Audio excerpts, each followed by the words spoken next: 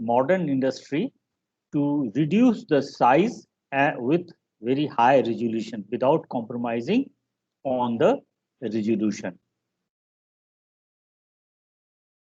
So if you consider semiconductor industry, and nowadays you can see the best example is our mobile phone, in which we have got very small compact volume, large number of electronics circuitry made by integrated circuits. And then you have got many devices like micro electro mechanical systems, that is MEMS, in which we require very small feature size less than sub-micron. Till yesterday, like till some time back, people had been discussing about micro machining, but now we talk about nano machining. So one order of magnitude smaller feature size people are attempting. So feature size less than a micron with resolution of around 10 nanometer we want to have. And the surface roughness should be as small as 1 nanometer. So from a micron, we have gone to submicron and nanometer scale in order to incorporate large number of electronic circuitry in a given small volume. So some of the examples are given here. Like if you see that this is a device, electronics like MEMS device is shown over here. And here you can see a gear whose total height is around 1.78 millimeter, and the feature size is very fine. And one of the best example is your fabrication of micro lens. Now, today we are very commonly using a laser pointer, which is available in probably 200 rupees you can buy. But are you aware that in laser pointer, we are using very high technology to make the laser beam parallel?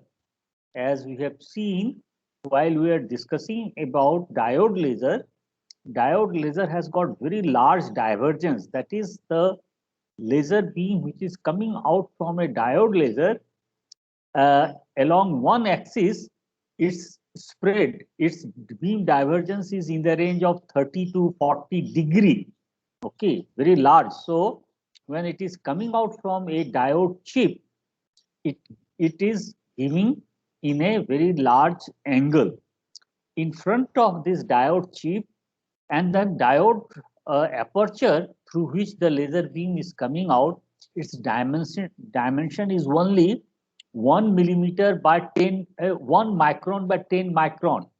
Just imagine that we have got a light source or laser beam source whose dimension is only 1 micron by 10 micron, very tiny spot from where the laser beam is coming out in a large angle. In front of that, a lens is to be kept in order to make the beam parallel. And you need very small dimension lens. So these lenses are fabricated by a non-conventional method like ion beam machining. And if you see, the size of the lens which we need is compared with the real fly eye. So fly eye lens, you can dimension, you can see that this is the dimension of the fly eye, and the micro lens is are very small compared to these fly eye. So how to fabricate these lenses? So these are all done through with the help of ion beam machining. But then we have seen that with the laser, we can do the micro machining because we can focus the laser beam to very small spot size. We have seen that electron beam can be also focused to very small spot diameter, and one can do the machining with very small feature. But in addition to that, why the laser, in addition to laser and electron beam, why there has been interest in ion beam. So the reason, if you compare the feature size limitation, it is mainly because of the wavelength of the source, exposure source, the radiation source we are using. Now, in this projection, we have tried to compare the wavelength associated with different types of lasers and electron beam and ion beam. So, if you consider this excimer lasers, which gives very small wavelength, krypton fluoride is one type of excimer laser. It gives at 248 nanometer. Argon fluoride gives around 193 nanometer, and F2, that is fluorine excimer laser, gives at 157 nanometer. So among the lasers which are available readily, the shortest wavelength you can get is of the order of 157 nanometer. And when you focus with the help of a lens, you can get the diameter of the at the focus of the order of lambda. So if you are using a laser of wavelength around 157 nanometer, then the focal spot diameter will be of the order of 157 nanometer, or a couple of multiple of this wavelength, one or two times of that, and one can get resolution of around 50 nanometer. So this is limited by the wavelength, because the wavelength decides what is the minimum spot diameter you can generate. This is because of the natural diffraction effect. So if you consider the photon schematically, for the photon laser beam, it has been shown that okay, you can get around half a micron spot diameter. If you consider electron beam, so electron, as you know, the particle behaves like wave as well. So associated with electron beam, having energy or accelerating, if it is accelerated with a velocity of VE, okay, this is the accelerating voltage, then, and if it is of the order of 100 kilovolt, then the electron which is getting accelerated in vacuum, its velocity will be in a relativistic regime, and there we can find out what is the associated wavelength with this electron beam. So the associated wavelength with of the electron beam accelerated at 120 kilovolt voltage will be of the order of 0.0336 angstrom.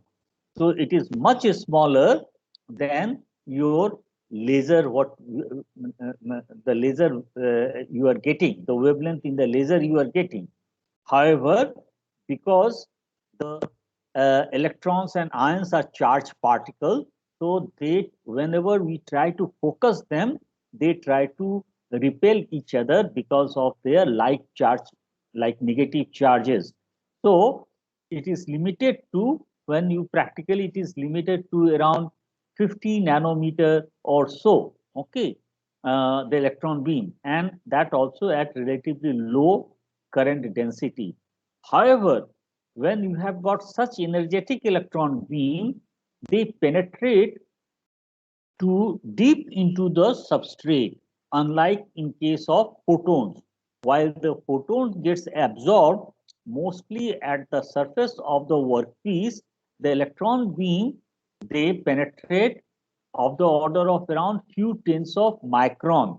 So you get a quite good small spot diameter on the surface, that less than 1 micron, but then when it is penetrating in the material, depending upon what was its accelerating voltage, it is going to penetrate up to tens of micron. So the resolution of the material which is getting machined is going to be slightly less, because you are going to penetrate lot inside the volume, unlike the photons, the laser beam. Second thing is that you can have X-rays. X-ray is again electromagnetic radiation like laser radiation, and for producing intense X-ray, you need large accelerator to accelerate the electron beam and then impinge on some metal target to emit the X-ray. And now this X-ray, if you are having, you can pass it through a mask to limit its aperture, to reduce its size, and then allow it to impinge on the workpiece to do the machining. However, the X-ray energy is so high, in most of the material it penetrates very large depth. As you know, the X-ray can transmit through metals and other things. Only the lead can hijack material like lead can stop it. Otherwise, the X-ray passes through the material and it penetrates longer, deep into the material. However, since the X-ray wavelength is shorter than the typical laser wavelengths, so you can focus it tightly, but then the depth along which it is going to machine or it is going to penetrate is much larger than the laser beam in the visible or near ultraviolet radiation. Compared to all these X-ray, lasers, and electron beam, if you consider the ions, ions are basically positive charged particles which are much heavier than electrons. When you focus them and impinge on a substrate, it can be also focused to very small spot. As you see that the wavelength is inversely proportional to mass here. So if you have got the accelerating voltage similar to electron beam, but since the ions have got very large mass and wavelength is inversely proportional to mass, so higher the mass, smaller is going to be the wavelength. So you should be able to theoretically focus the ion beam to much smaller spot compared to either the electron beam or the laser beam or X-ray. Further, since ions are of very large size, and when they are impinging with certain velocity, their penetration in the material below the surface is limited, unlike the electron beam, where the electron can penetrate large distance along large depth. Ions cannot penetrate much depth because of its heavy size, large size as well as large mass. Okay, so as you can see that when you compare ion beam, electron beam, photons and X-ray, focused ion beam has got the capability to produce very small feature size. So now, how the ion beam machining is done and what is the basic mechanism of interaction of ion beam with the material. So ion beam, this is a particle beam consisting of ionized atoms, that is ions.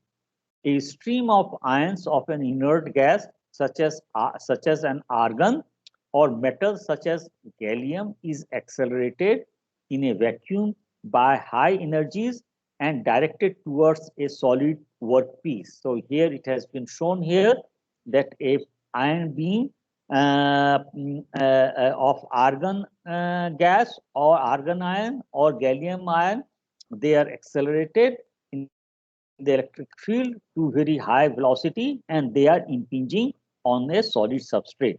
Now, how it is going to interact?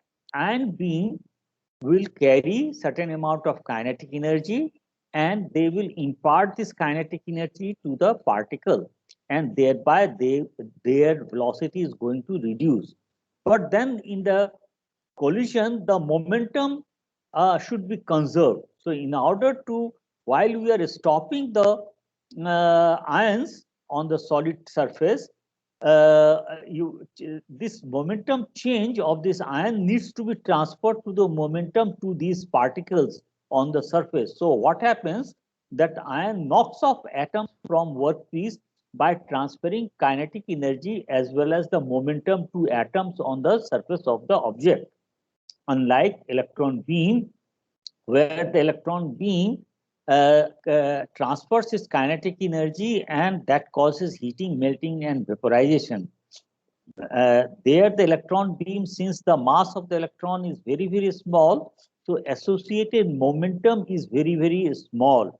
But since the mass of the ions are much larger, several thousands times more than the electron beam, therefore, with each atom, with each ion, the associated momentum is very, very large. So in order to conserve the momentum, it when the ions are getting stopped on the surface, it transfers its momentum to atoms on the surface, and they get certain amount of kinetic energy, as well as in order to conserve the momentum, some of the atoms, some of the surface atoms, they are knocked off the surface and they come out of the surface. So basically, the process of material removal in case of ion beam is knocking off, the physical knocking off the atoms from the surface. Okay. When an ion strikes a cluster of atoms on the workpiece, it dislodges between zero point 0.1 to 10 atoms from the workpiece. This process is called sputtering process. Okay, so basically the ions, when they are impinging on the workpiece, they are going to physically knock off the atoms from the surface, and this process of knocking off the atoms from the surface is known as a sputtering. Okay, in the process of this interaction, it can also ionize some of the atoms on the surface, creating some secondary electron and ions as well. Okay, so when you see the ejected material from the surface, when a energetic ion beam is impinging, there will be neutral atoms as well as there will be some electrons which is created because of the ionization of these neutral atoms. So you will have neutral atom as well as some electron and some positive ions coming out. Okay. So this is the mechanism of material removal, and this ion beam has been utilized not only for machining, but these electrons which are coming out, those have been also utilized to image the location here, like the scanning electron microscope. So these secondary electrons and secondary ions have been also utilized in order to image the zone where the processing is being done. Okay, so ion beam machining is helping in machining, as well as you can use the ion beam for imaging the zone where the machining is being done. Now, as I mentioned, that when the ion is impinging on the material, depending on the type of material, it may so happen that one single energetic ion may dislodge tens of atoms.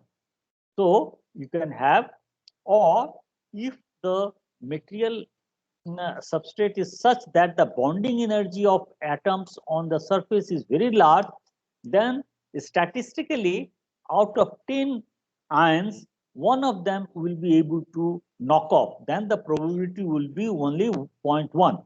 Okay, like 0.1 atoms means that 10 ions is going to, when impinging on that statistically one atom will be lodged off. And in some other material, it may so happen where the binding energy of atoms are not so strong, there one energetic ion may knock off 10 atoms. So this is known as a sputter yield, S. So sputter yield is defined as number of atoms removed divided by number of striking ions. So it could be either zero point 0.1 or 10 depending upon the type of material we are using. Also, it will depend on the energy of the incident ions.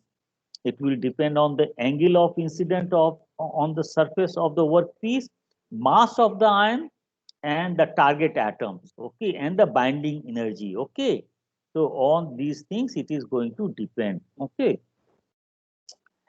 And sputtering rate, that is that if I have got certain current density of ion and if the current density is J and it is incident on a certain workpiece, then the material removal, now as I mentioned that this is used for sub-micron level machining. So here the material removal rate is given in nanometer per second. So in case of nanometer per second, if you consider, then it is of the this is the relation which will tell you that what is the material removal rate. So material removal rate V in the unit of nanometer per second is equal to 10 to the power minus 4 into S. S is the sputter yield, atoms per ion which is ejected out, into M by D, where M is the atomic weight or molecular weight of the target material and D is the density of the target material. Okay. Into J, J is the ion current density in milliampere per centimeter square, and theta is the angle of incident with respect to the normal incidence. Okay. So the S takes care of what is the ion mass, ion energy, and how much it can dislodge the atom per impinge of one ion on the surface. So ion beam characteristics is taken care by the parameter S. This is the sputter yield. Okay. Now, it may be noted that only 5% of ion energy is spent for sputtering and 95% is scattering in either process, other process. Like this 95% of the energy is utilized in other processes, mainly heating the target. So as one side we are telling that it is not a heating process. Material removal is unlike the electron beam. However, as you can see that only 5% of the ion energy is spent in sputtering process and 95% is going to be utilized in heating the material. Then why the heating is not causing the melting and evaporation? This is because the power density on the surface target is very, very small in case of ion beam. It is only 0.6 watt per centimeter square. And if you consider laser beam or electron beam, there it is several kilowatt per centimeter square, tens of kilowatt or megawatt per centimeter square. So since the power density in case of ion beam machining is very, very small, even if 95% of this is getting dissipated at the heat, the rise in temperature is only by 50 to 90 degree. In ion beam machining, the power density is usually so low that the heating effect is almost negligible. So one of the main advantages of ion beam treatment or machining is we can work with a lot of temperature sensitive material which may otherwise get either melted or dissociated, like if you are using some organic material whose melting and vaporization temperatures are very low. So without causing any thermal effect, you can do the machining, micro machining or nano machining. Okay. So here the differences and advantages of using ion beam instead of electron beam has been highlighted. So the comparison, if you see electron beam and ion beam, electron beam is light and small, ion beam heavy and big. Velocity, it is high for the same accelerating voltage. Since the mass of electron beam is very small, or mass of electrons are very small, so velocity is very high. Ion beam velocity is relatively low. However, the electron beam, the momentum is low because it is proportional to under root mass of the particle. Here it is high. Interaction length, because the kinetic, for giving a kinetic energy, the velocity of the electron is very high. So it penetrates inside the material before, if there is a large number of electrons, they are impinging on the workpiece. With the help of a Monte Carlo calculation, path of each electron has been traced, and you can see that the electron, when it is impinging, it is highly focused here on the top surface, but as it is going inside the material, it scatters, and because of the scattering inside the material, they spread in the entire, in a relatively large volume. Okay, so the electron beam is going to dissipate its energy in a relatively large volume, unlike in case of ion beam, where because of the very large size of the ions and relatively low velocity, the scattering in the material is not so large, so they dissipate their energy within a relatively smaller volume compared to electrons. Okay.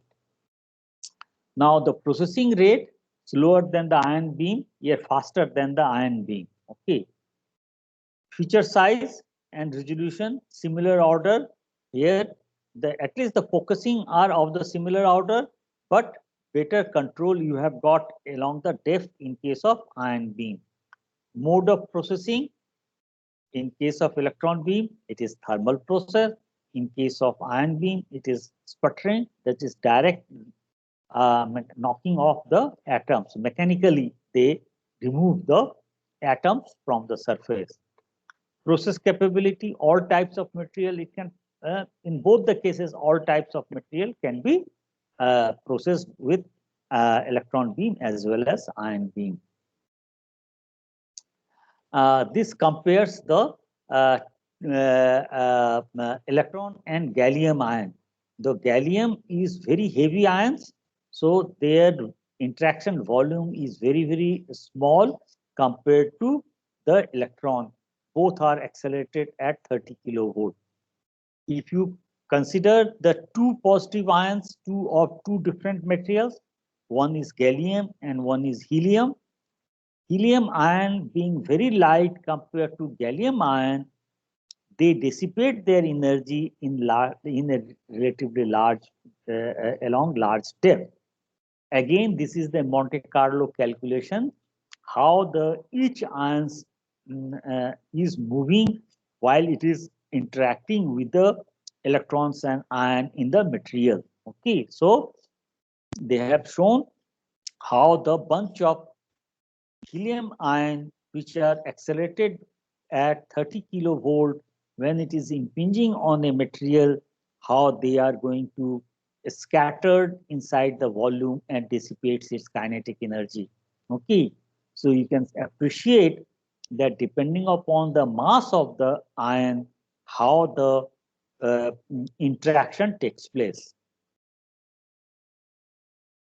Now, since it is a momentum conservation, therefore, if the ions are impinging normal to the surface, the momentum imparted is along the depth, and therefore, for normal incidence, the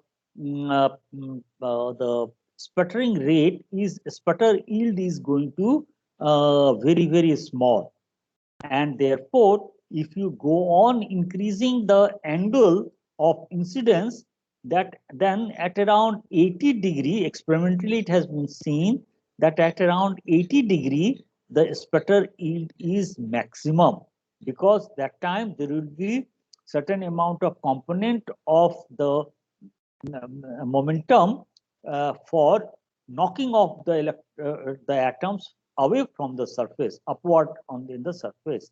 So if you see the dependence of sputtering yield on the angle of incidence at 0 degree, you have got very small sputter yield, and as you go on increasing the angle theta, your sputter yield increases, and near grazing angle, you have got when you have got 80 degree angle, you have got the maximum yield, and thereafter again it reduces because the power density reduces, because when you have got almost it is grazing, then the interaction of the ions with the material is also going to be much smaller. So your yield is going to reduce after 85 degree angle.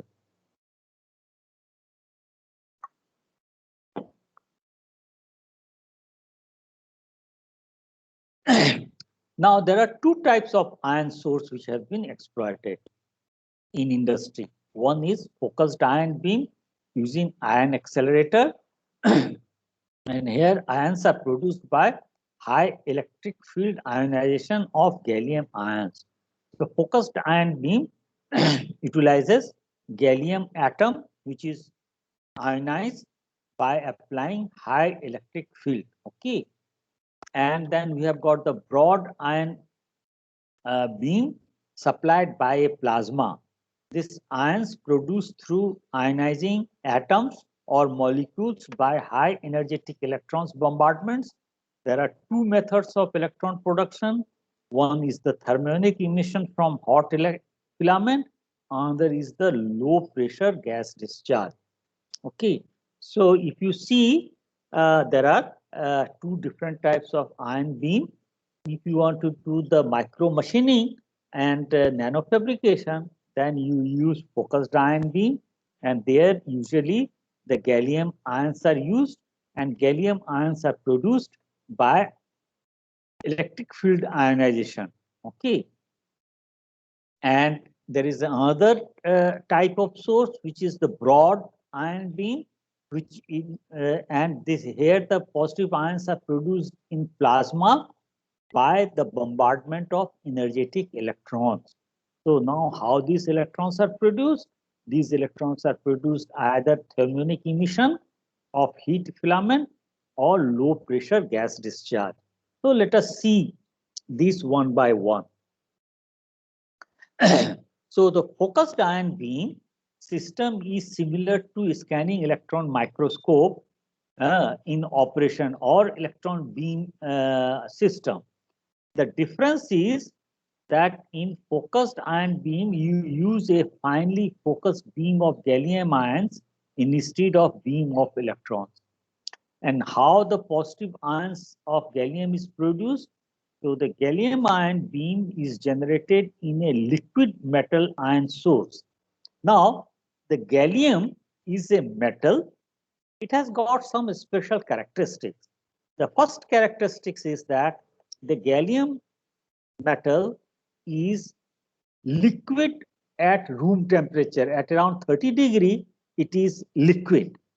So what you do, that you have got a tungsten needle on which you put this liquid gallium. So gallium will come, and because of its very high viscosity and surface tension, it is going to form a very thin droplet on the tip of the your tungsten pin. Then you apply very high negative voltage. So what will happen, that because of the very high negative volt potential, and the gallium has got very low ionization potential, it means that you can extract the electron very easily, thereby the gallium is going to form positively charged ion.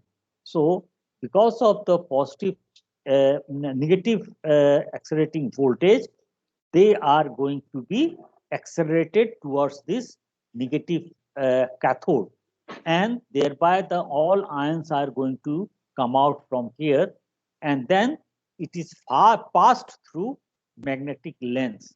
So the first set of magnetic lens is here, which tends to make the ion beam parallel.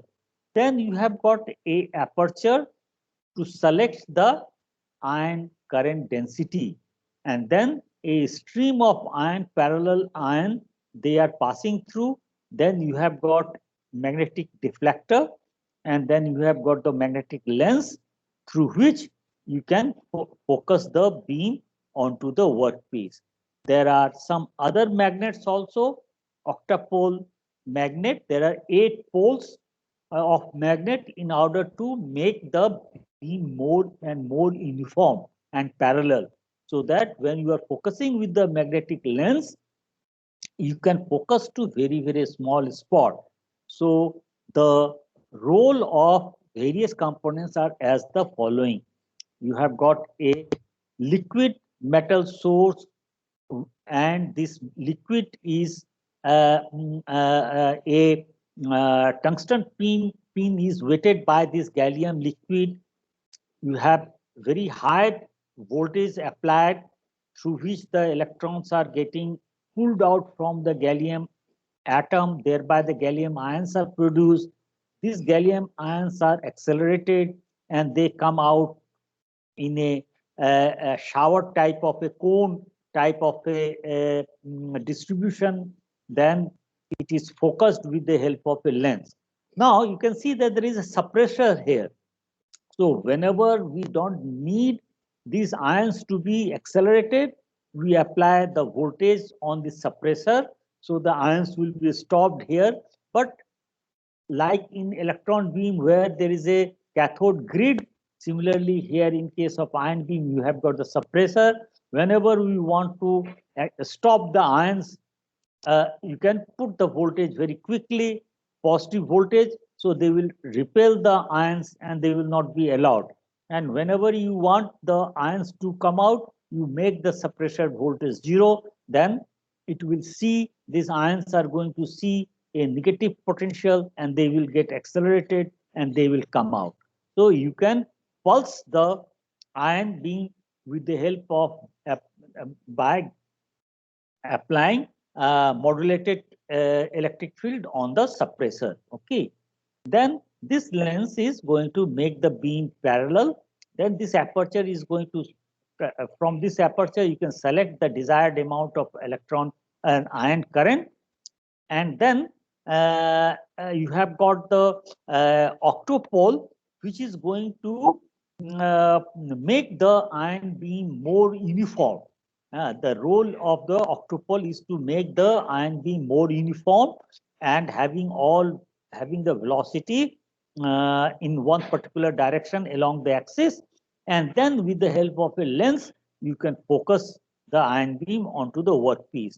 You have got a deflector plate with which you can deflect the ion beam on the substrate at up to in certain angle, okay, or certain distance, okay. Now, what are the characteristics? Beam energy, the accelerating voltage could be 30 to 50 kilo electron volt, that is the kilovolt, like you apply. Beam current could be 1 to 20 nanoampere, very small current, because you are focusing in a very small spot. So current density is going to be very high. For best image resolution, you use very small resolution. You can get 5 to 7 nanometer. And the vacuum of the chamber is of the order of 10 to the power minus 7 millibar. So this entire system is under very high vacuum. That is, you have evacuated the chamber with the help of a vacuum pumps, and you have got 10 to the power minus 7 millibar pressure. Atmospheric pressure is 1000 millibar.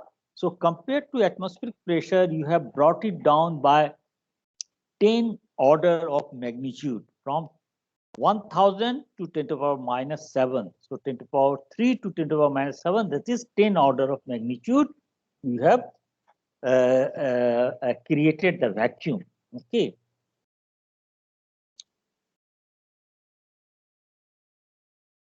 Now the question arises that why gallium is used.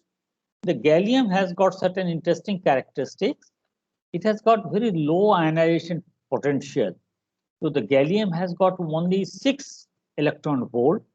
And if you compare the ionization potential of argon, it is of the order of around 13 electron volt, double, more than double of gallium. And if you consider helium, then the helium has got 24 electron volt. So 6 times of gallium. So the gallium has got very, very low ionization potential compared to many other inert gases like argon, helium, xenon, etc. Low melting temperature. So the melting temperature is around 29.8 degree. Okay, so you don't need to heat this metal to melt it. It is already in the liquid form at room temperature.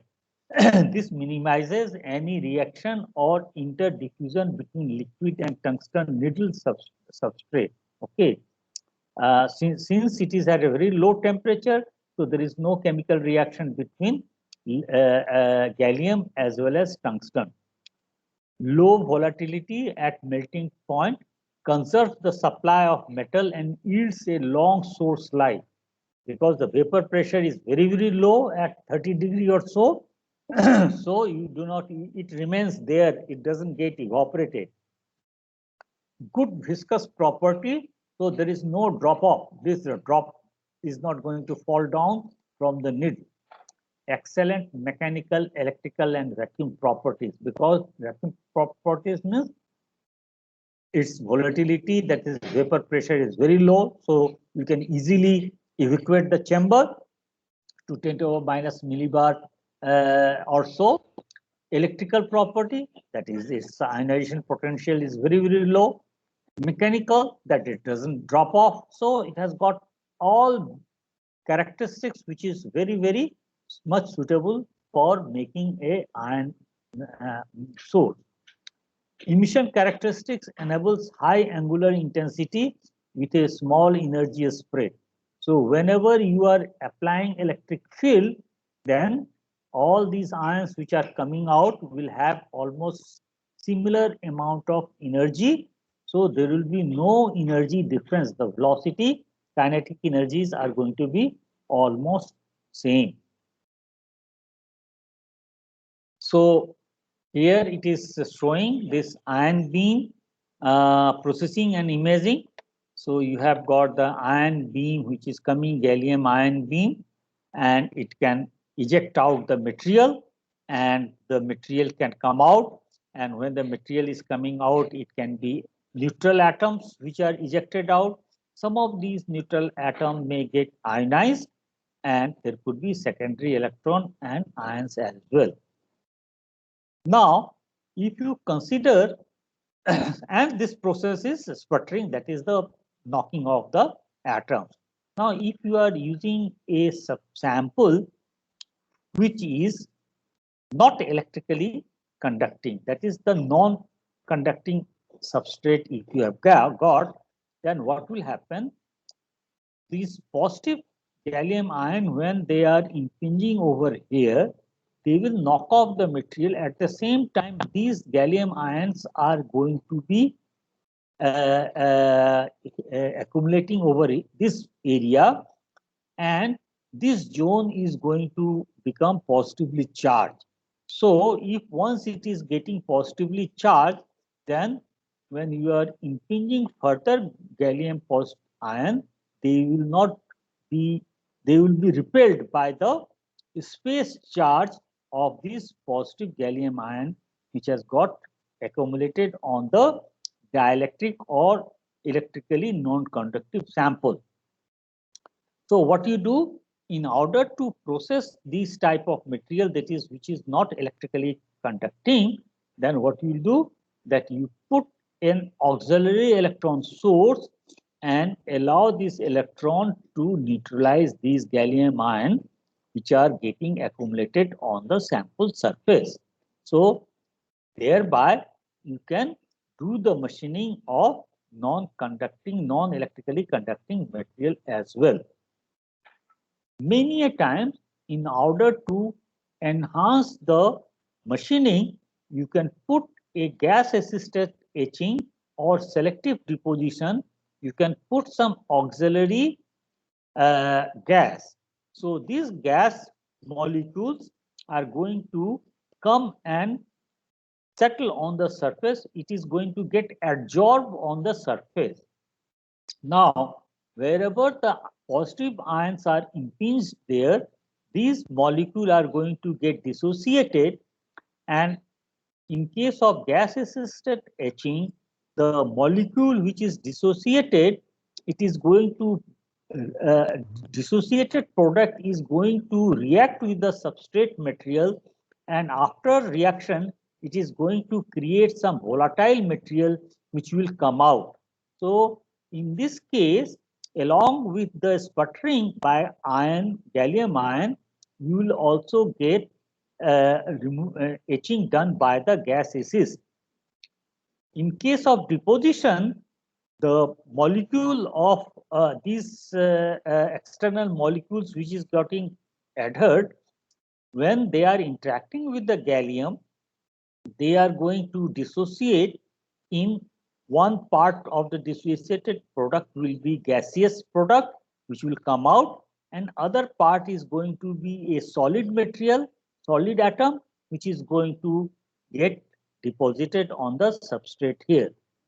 So one can see that I can control the area where I am doing the etching or deposition, and that area is be controlled by the diameter of the focused ion beam. Okay, so this is the way you can ion beam processing is done. Okay, now there are three basic operating modes are there. As you can see that when the ions are impinging, you have got, along with the neutral atom which is ejected out, there is a certain amount of secondary ions and electrons.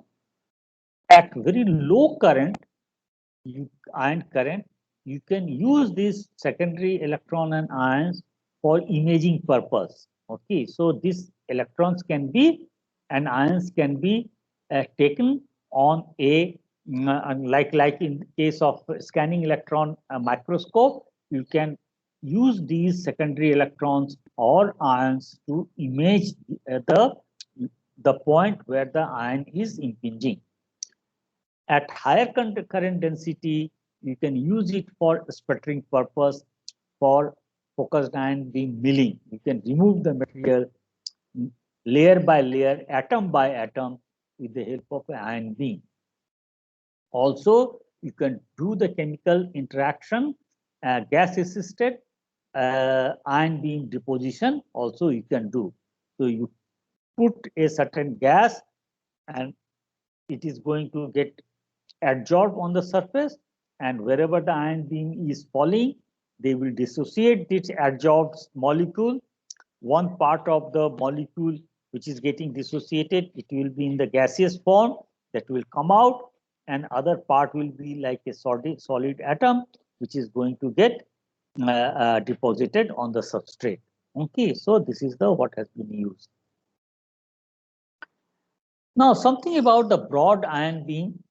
Broad ion beam, as we mentioned, that it can be produced by two methods: ionic emission from the hot filament. So just have your attention here. You have got a hot filament here, and this hot filament is emitting electrons. These electrons are accelerated in this field. So you have got a electric potential which is going to accelerate this electron from left to right. Now from the top here, you supply a gas like argon gas. So when the argon gas is going through this electron when they are bombarding these argon atom, they are going to argon atom is going to get ionized. Now, with respect to these two potential, this is kept at relatively low potential. So this ions are going to get accelerated in this direction. Okay. And when they are accelerated in this direction, you can take these ions and then use it for any applications like sputtering on the surface. Okay. So compared to this is at positive potential. Compared to this electrode, this is at negative potential. So the positive ions are collected in this direction.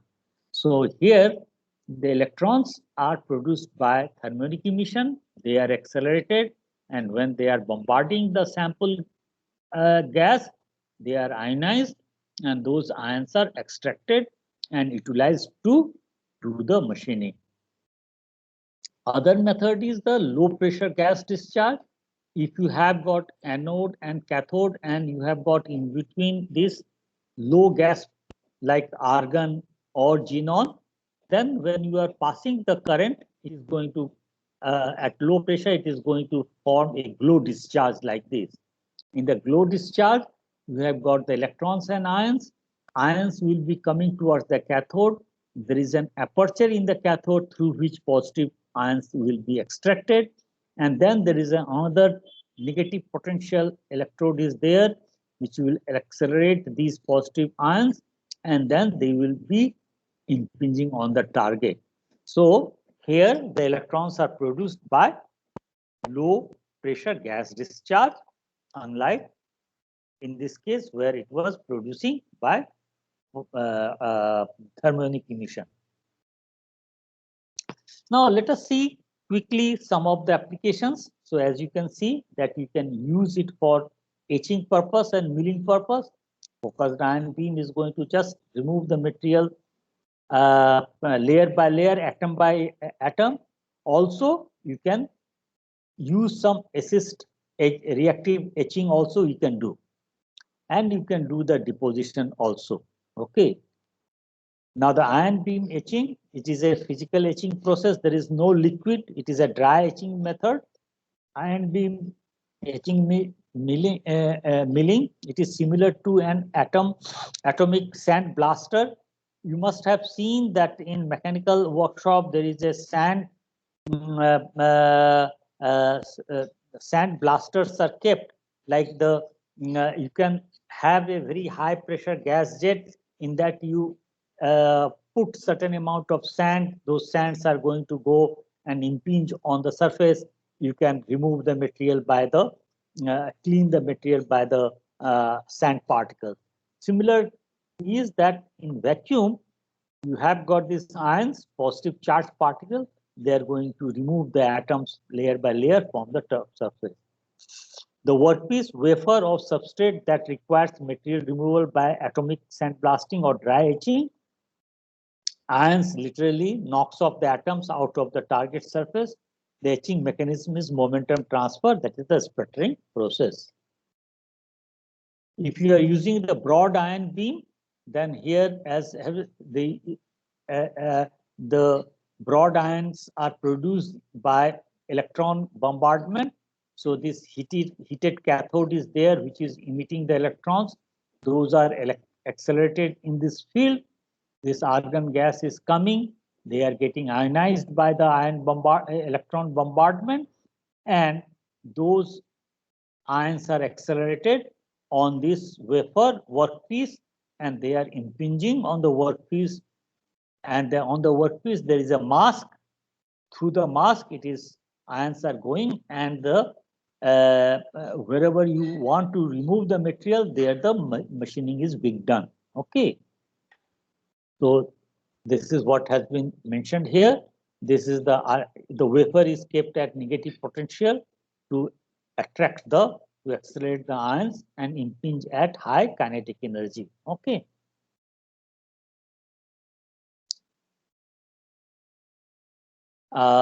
You can have the reactive ion etching also. In this case, what you have got in the, this is a low gas pressure discharge, and this gas in this you can have the reactive gas, and the ions which is produced when it is falling on the workpiece, they can react with the substrate material, and the substrate material can get etched out. So here the reactive gas like xenon fluoride for reacting etching of silicon wafer, you can use the reactive gas introduced along with the inert gas. Reactive ions generated in the plasma are extracted and accelerated towards the wafer. Combination of physical and chemical etching you get. Sputtering is going to take place because of the accelerated ions when it is impinging, as well as it is going to fluorine when it is created, that is going to cause your what is called the chemical reaction. Etching occurs when the chemical reaction between the reactive ions and surface material produces volatile compounds. Volatile products are removed by vacuum pump, and bombarded produces directional etching. Okay, so these ions which are going in this direction, they produce, unlike case of liquid etching, they are going to produce etching in this vertically down direction. There will be no etching beneath this. Like in case of liquid, the etching takes place radially out also, but in case of accelerated ions, they are etched in one particular direction of the ions only. This tells us the process capability suitable for submicron range milling, slotting, drilling with high aspect ratio. Almost all types of materials, metal, semiconductor, diamond-like coating, quartz, other oxides and ceramic can be done. Okay. The thickness up to 300 micron in silicon wafer you can produce. Reactive ion etching process MEMS structure on quartz or silicon or cadmium mercury telluride. This is a sensor material. There also you can do the machining. Diamond and diamond-like carbon coating you can do. These semiconductor materials like gallium arsenide, indium phosphide, indium, gallium arsenide, phosphide. These are all semiconductor materials you can do the etching. This is the SiO2 is basically the fused silica, that also you can do. Material removal could be in the range of 2.5 nanometer per minute, 2.25 micron per minute you can get. Feature size submicron, resolution is in the range of 10 nanometer, surface roughness 1 nanometer. Okay. Advantage, process is almost universal and well controlled. Yes, I can understand it is now about to be over. Okay, so now with this, I'm going to conclude. So what we discussed is that basically what is the mechanism of ion beam machining and how it is done, what are the different types of ion sources, how the focused ion beam is used, why the ion beam can be focused more tightly compared to electron beam, and why the resolution is better compared to electron beam and other laser sources. And a couple of slides are remaining, which we will describe on the next day. Okay. Okay. Fine. So with that slide, I'm going to conclude today's talk, and next day we'll finish remaining a few slides. Okay. And today evening at 7:30 to 8:30, we'll have the a very brief test. Okay. Okay. Actually, sir, I Bye. have class from 7 to 8:30. No, I have asked you to inform me earlier. Now I can't help.